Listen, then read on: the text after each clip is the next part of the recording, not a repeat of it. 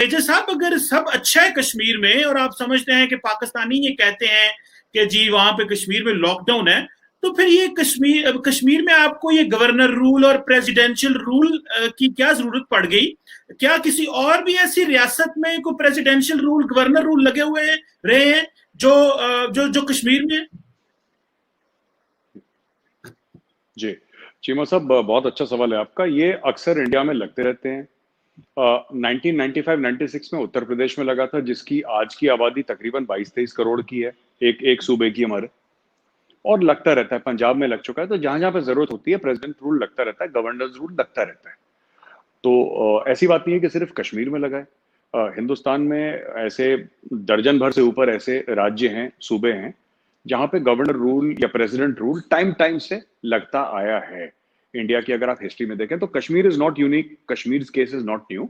यहाँ पे लगता आया है। और जब तक ठीक लगेगा सरकार को, वो लोग गवर्नर रूल लगाएंगे वहां पे। मैंने ये नहीं बोला कि सब ठीक है। सब ठीक तो यूपी में भी नहीं है, सब ठीक दिल्ली में भी नहीं है, सब ठीक महाराष्ट्र में भी नहीं है। तो हिंदुस्तान में या पाकिस्तान में सब ठीक तो कहीं पे भी नहीं है। बस मैंने एक लिमिटेड पॉइंट ये था कि जो लोग कह रहे हैं ना पाकिस्तान में कि साहब वहां से घर से लोग नहीं निकल पा रहे और सब मतलब सब घर के अंदर बंद हैं और ये सब है, तो मैंने बोला साहब घर के अंदर बंद नहीं है, ये यहाँ पे ट्रैफिक जाम लग रखा है, मैं खुद फंस रखा हूँ ट्रैफिक जाम में। तो लोग घर से बाहर निकल रहे हैं और लोग जा रहे हैं अपने कामकाज में, दुकानें खुली हैं, लोग अपना जैसे जीवन व्यतीत करते हैं, अपनी जिंदगी चलाते हैं, कर रहे हैं वो। और मसले कश्मीर में जैसे आप कह रहे हैं मसले हैं, मसले मसले बिल्कुल मसले। मैं नोएडा में रहता हूं, मैं यहाँ पे मसले हैं, मसले हर जगह इंडिया में।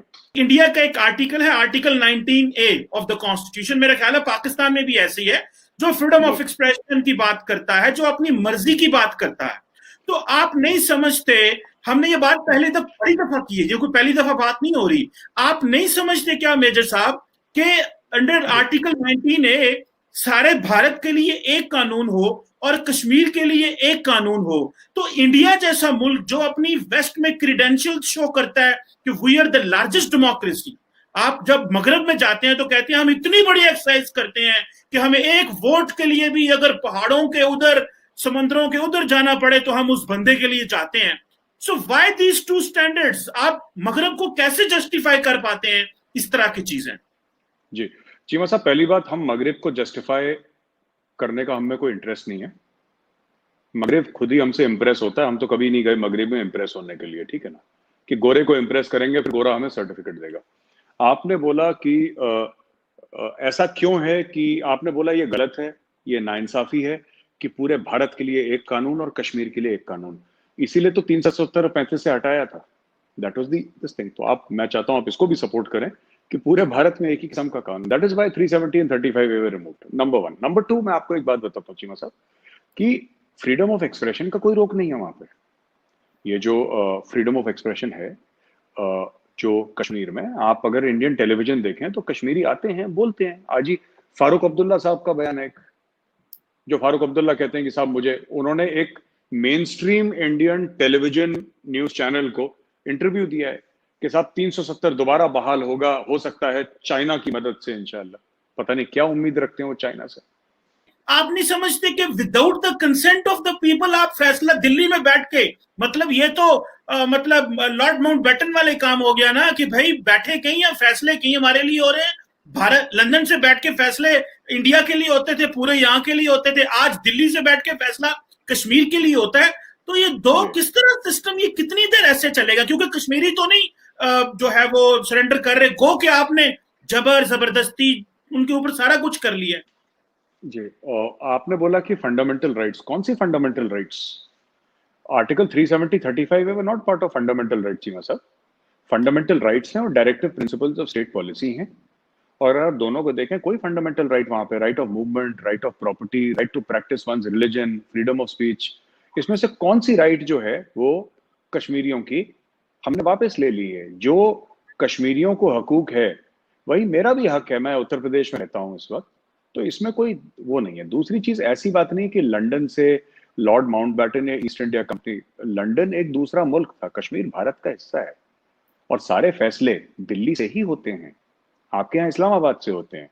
और जो फेडरल स्ट्रक्चर है हमारा, जिसमें कि स्टेट्स हैं और जो सेंटर के बीच में जो रिलेशनशिप है, it is very well thought out. मैं आपको एक बात बताना चाहता हूँ, देखिए, मुसलमान को आप 57 इस्लामिक स्टेट्स को एक क्लब में नहीं लेके आ सकते। देखिए, एक घर में दो भाइयों की आप चीमा साहब क्लब तो उन्होंने बनाया, ओआईसी मैंने तो नहीं बनाया। नहीं नहीं नहीं नहीं नहीं, क्लब तो क्लब उनका है।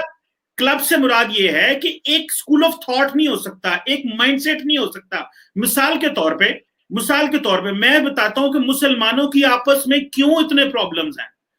जब तक मुसलमानों का एक पॉलिटिकल सिस्टम नहीं होगा, हम कभी भी मिलकर नहीं सोच सकते। बात करते हैं मुसलमानों की, तो आप सिर्फ हमें कैटेगराइज नहीं कर सकते कि भाई आपके सारे ऐसे हैं, क्योंकि वो with in the Muslims problems है। 57 मुल्क, 1.5 अरब आबादी, एक कैसे हो सकता है? और फिर डिफरेंट कॉन्टिनेंट्स, कोई अफ्रीका में बैठा हुआ है, कोई मिडिल ईस्ट में बैठा हुआ है, कोई एशिया में बैठा हुआ है, कोई कहाँ एशिया पैसिफिक में चला गया। तो ये तकसीम तो हमेशा रहेगी और ये ऐसे ही रहेगा। आखिरी सवाल आपको थोड़ा सा ये करना है कि ये प्राइम मिनिस्टर मोदी जो है, जब से आए हैं, इन्होंने वो इनके बारे में कहा जाता है कि he is a populist leader, majoritarian democracy को ये प्रमोट कर रहे हैं। और उसमें आके इन्होंने जो है वो अगले दिन एमनेस्टी इंटरनेशनल ही बंद कर दी। तो मैं देख रहा था कि पूरे यूरोपियंस, अमेरिकन, ठीक है आप कहते हैं और भाई यूरोपियंस अपनी औकात में रहो, अमेरिकन अपनी औकात में रहो, हमारे पास पैसा है, चीज लेनी है, हम चीज लेते हैं, पैसा देते हैं, वो एक आपका अपना माइंडसेट है, ठीक है, होना चाहिए, क्यों नहीं। आप एक मुल्क हैं, आपकी अपनी आइडेंटिटी है, आप अपनी पॉलिटिक्स कर रहे हैं और आप अपने आप को दुनिया में प्लेस कर रहे हैं, ये एक आपका राइट और अच्छे तरीके से करना चाहिए, as you feel it right. लेकिन मेरे साहब, मैं जैसे जब हम दुनिया में पढ़ते पढ़ाते हैं, तो आप जब एमनेस्टी इंटरनेशनल बंद कर दी और कहा भाई क्योंकि एमनेस्टी इंटरनेशनल जो है वो जाके एक्सपोज करती है प्राइम मिनिस्टर को, और जो ड्रैकोनियन लॉज हैं कश्मीर के अंदर, तो वो जी Jammu and Kashmir public safety act को जो है वो उसके बारे में बात करती है, और वो हमारे बारे में, मोदी साहब के बारे में जो एक अनडेमोक्रेटिक उनका स्टाइल है चीजों को लेके चलने का, मीडिया का।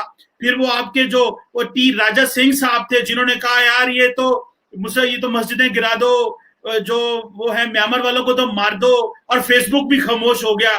तो उसने कहा नहीं नहीं, हम ये नहीं कर सकते, क्योंकि अगर फेसबुक ने कहा हमने ये उतार दिया तो हमारा तो कॉस्ट बिजनेस अफेक्ट कर सकता है। सो आप नहीं समझते कि ठीक है आप इकोनॉमिकली ग्रो कर रहे हैं, लेकिन एमनेस्टी इंटरनेशनल को बंद करना और फेसबुक जैसा अदारा खामोश हो जाए कि भाई अगर वो नफरत फैला रहा है बीजेपी का रहनुमा तो खैर है, नो प्रॉब्लम, हम वो वीडियो नहीं उतारेंगे। ये कैसा इंडिया है? ये इंडिया वही है जो आप समझते हैं इसी इंडिया से चलेंगे आप, यहाँ के ये समझते हैं कि आपने कहा कि 100 साल बाद हम ठीक होंगे या 50 साल बाद ये चीजें रिफाइन होंगी? दो चीजें हैं। जो आप कह रहे थे ना, बीजेपी के नेता ने नफरतें फैलाई हैं, आप कभी वो देखिएगा जो यहाँ पे आपके मुस्लिम लीडर्स कहते हैं। असदुद्दीन ओवैसी का भाई अकबरुद्दीन ओवैसी जो कहता है कि 15 मिनट के लिए पुलिस हटाओ तो हम सारे हिंदुओं को मार देंगे। वो पॉलिटिकल लीडर है भाई, main stream political leader, right. यहाँ पे आपके और फिर कहते हैं कि साहब मुसलमान डरा हुआ है इंडिया में। अब ये तो डरा हुआ मुझे नहीं समझ में आता, कोई डरा हुआ ऐसे बोले कि सारे हिंदुओं को साफ कर देंगे 15 मिनट के लिए, यही कहते हैं ओवैसी साहब। दूसरी चीज ये है कि आप देखिए यहाँ पे जो लेफ्ट विंग वाले हैं, लेफ्टिस्ट हैं यहाँ पे, वो क्या कहते हैं आप उनके देखिए। तो यहाँ पे जो बुरा है, जिसने हेट स्पीच करी है, अगर आपको लगता है कि सिर्फ एक तबका करता है, नहीं, यहाँ पे हेट स्पीच सभी करते हैं, सभी करते हैं। मैं आपको भेजूंगा, आप देखिएगा कितने लोगों ने क्या क्या बातें बोली। मैंने तो आपको एक चीज बताई है, राइट। अब वो उसी ओवैसी का एक बयान है कि अगर हम यानी कि मुसलमान हिंदुस्तान से जाएंगे तो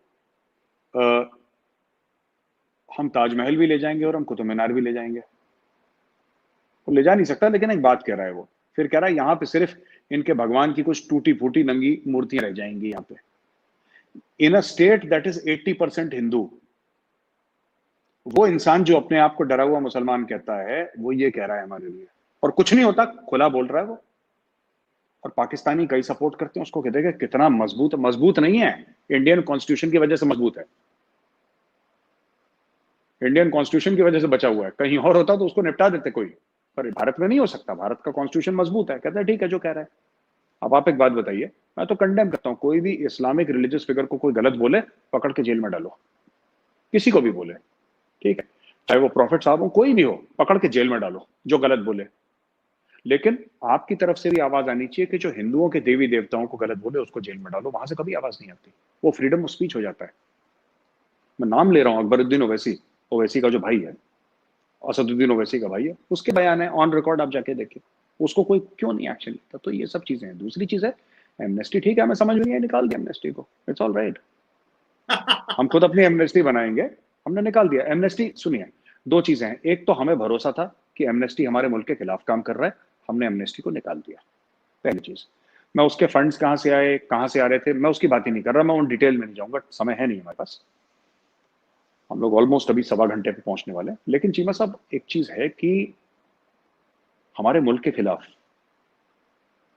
अगर कोई भी बोले, सरकार के खिलाफ आप बोल सकते हैं, ये आपका हक है, पर अगर आप मुल्क के खिलाफ बोलें, वो चीज ठीक नहीं। और एमनेस्टी चला गया, यूरोपियंस ने बोला, अमेरिकन ने बोला, क्या हो गया, फिर क्या हो गया, एमनेस्टी वापस आ गया।